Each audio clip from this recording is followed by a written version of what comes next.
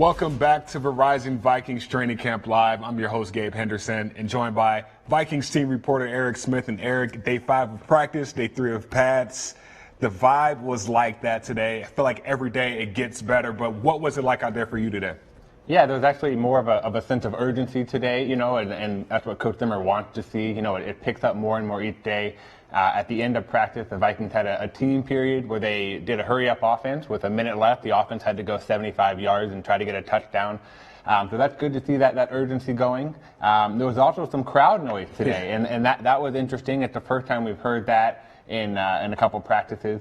I think, with no preseason games, Coach Zimmer just wants to kind of stimulate that crowd environment, depending on how things go for the 2020 season.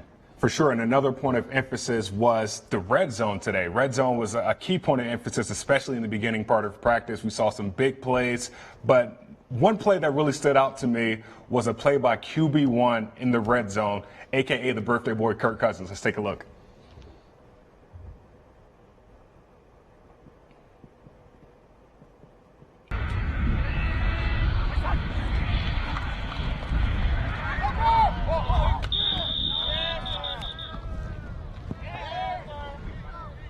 It feels like the New Orleans Saints game all over again, passing to Kyle Rudolph. But observation number 1 for you. Yeah, it's Kirk Cousins, and we should start off by saying, happy birthday to Kirk. It's his 32nd birthday today. Wow. But he looked great in the red zone today. We saw that touchdown he had to Kyle Rudolph, and that was one of 2 touchdowns that Kirk and Rudy connected on today. And that's kind of what we've seen from them, in Kirk's, first few seasons here in Minnesota. Rudy has 10 touchdown catches in the last 2 seasons from Kirk, and 8 of them have been in the red zone. So that's a good, we call Rudy the red zone reindeer, for good reason. And those 2 guys stepped up today. Kirk was also good in one-on-one drills in the red zone. He found Thielen and Jefferson a couple times. So, yeah, a good day for QB1 and on his birthday, no less. So the Vikings have suited this offense for Kirk Cousins' strengths. We've seen what he's done when, you put him in those play-action passes, where he's most reliable. But for you, what does Kirk Cousins have to do to make that next step in year 2?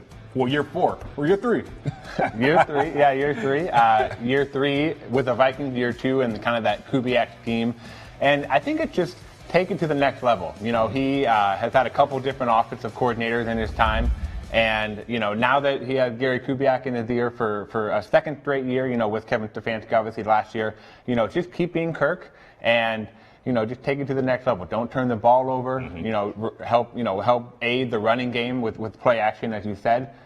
Kirk was a Pro Bowler last year for good reason, and, just take it another step forward in 2020. Another step forward a guy's taking is Holton Hill. We got a play to show you right here that's basically telling you what he's been doing and showing you how he's been making that step in year 2.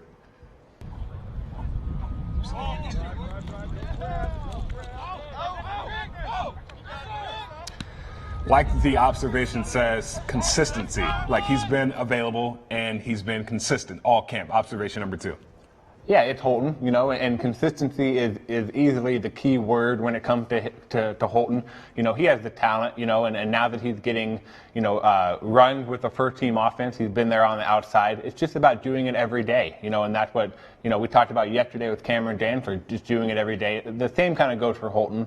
We saw that good pass breakup he did. And he also had a forced fumble today in the red zone on Irv Smith. So he's creating turnovers, he's denying touchdowns, and it's been a good camp so far for Holton, definitely early on. I talked to Holton earlier in the year, and basically I asked him, hey, what do you have to say to people that say, hey, this cornerback room, that's going to be a big question mark? And he said, that's just more motivation. And you're seeing it on the field.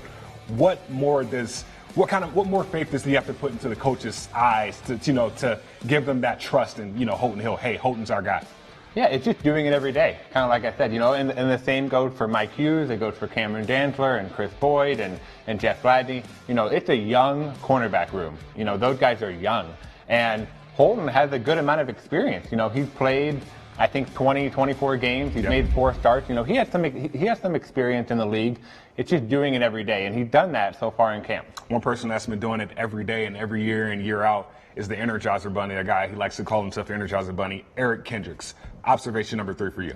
Yeah, it's kind of a rare role that Kendricks excelled at today, and that was in pass rush drills. So, we know he can cover. He's one of the best coverage linebackers in the league, but the Vikings actually worked their linebackers and their defensive linemen together today in kind of some pass rush drills, and Kendricks stood out. And he won all 3 of his reps in one-on-ones, and when they got to team period in the red zone, he would have had a sack on Kirk Cousins. Obviously, he did not touch Kirk. But he would have had a sack. So, Kendricks has 9 sacks in his career. 4 of them came as a rookie. So he hasn't had a ton in the last couple of years, but he's showing that ability in camp, and that's good.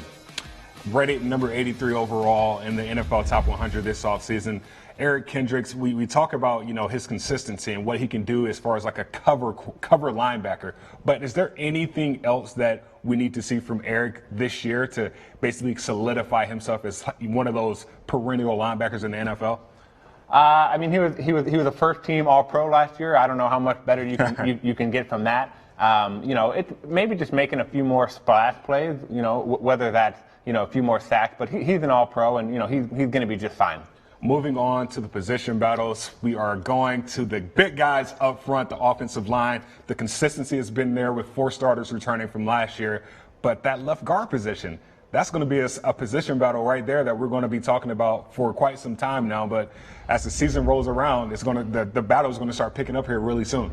Yeah, it's picking up. It's picking up now. Yeah. So at that left guard spot, you have Dakota Dozier and Avion Collins are the 2 guys battling for that spot, and they are equally splitting reps so far. They're taking a 50-50 so far in camp. If one guy is taking first team reps, the other guy kind of shift down to the third team. And Ezra Cleveland, as we see on screen here, is taking reps at left guard with the second team. So, Vikings head coach Mike Zimmer talked about that actually today on a video chat with the media, and he said, he doesn't need to get it figured out right now, but he wants to get it figured out soon. And, the first week of practice is, coming to a close here in the next few days. So maybe, over the weekend or early next week, we'll have a better idea if anyone has kind of cemented that starting spot at left guard. For sure, that left guard spot is up for grabs, but it's maybe worth noting Aviante Collins has been getting some work in at the right guard position with the twos, which you always need that versatility there. But one-on-ones today, a guy that stood out to me was Oli Udoh. We've seen one-on-ones the past 2 days. Oli Udoh has been, controlling his own at that backup right tackle spot. But for you in one-on-ones, have you seen any guys that stood out over the course of training camp so far? Yeah, Udoh has stood out, and that's good to see his progression from year 1 to year 2. He was obviously a rookie last year out of Elon, which, is a small school, but he's done well. I like what I've seen from Brett Jones on the interior. He's, played center, and he can play guard if needed. Yeah. Brian O'Neill, and like we've talked about him a little bit yesterday. Brian O'Neill is probably one of the best right tackles in the league, and he's been fine. I like the entire group at offensive line, and it's just getting better every day as the week 1 against Green Bay approaches here in 25 days. And the sooner they can get that starting 5 set, the better those guys can work together and have that cohesiveness as the season rolls around. For sure, 25 more days till kickoff.